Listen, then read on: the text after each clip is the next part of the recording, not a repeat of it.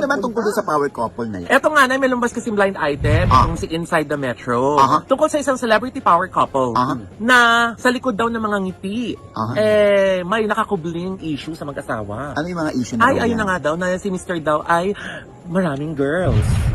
At si Mrs. ay hindi lang minsan na blindside, kundi madalas. When you say blind side, ano Yung ibig hindi niya sabihin? alam, unaware.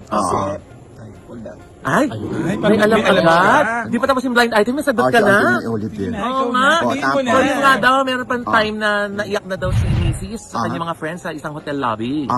So, yun na nga Dahil daw. hindi na kinaya. Yes. So, feeling natin, ang source nito ay isa sa mga friends na iniyakan ni girl. Talaga? Kasi parang yun ang source ni ITN, Oh. ni Inside the Metro. Oo. At yun na nga, parang ang image daw kasi, nung dalawa ay super solid silang couple. Yes. Na parang wala silang problema, na kinaiingitan sila, na napapasana all na lang ang mga tao. Yes. Dahil nga, sila yung isang magandang ehemplo ng relasyon, Yes. ng couple. Oo. Oo. Pero sa likod pala nito, meron daw pang babae, di umano itong si Mister.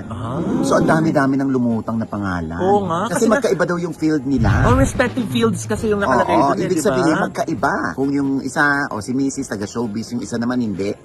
Oh. Or kung celebrity, pero hindi umaarte siguro.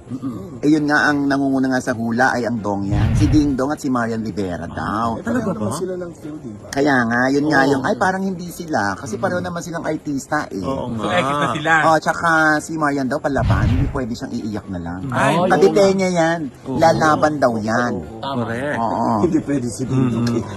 Oo. So, exit na yon Tito Ogie, sa palagay nyo. Oo, feeling ko etis na yon. Yung isa pang tinuturo ay si Juday at si Ryan Agoncillo. Ay! Oo. Eh, di ba pareho rin naman sa artista? Oo, pareho silang artista.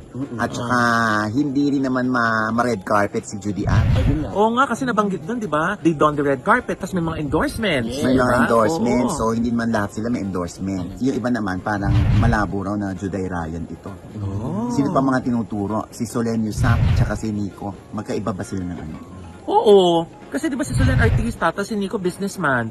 Pero social media personality, di ba? Kasi madalas nagpo-post sa Sokmed niya. Pero ganun ba sila ka-power couple? So, exit na dahil hindi sila powerful. Ganun ba? Gusto mong ipahiwatig? Ano? Powerful? Sir Oliver. Oo. Powerful. Oo, Powerful. Yung hatakin mo yung power. Powerful.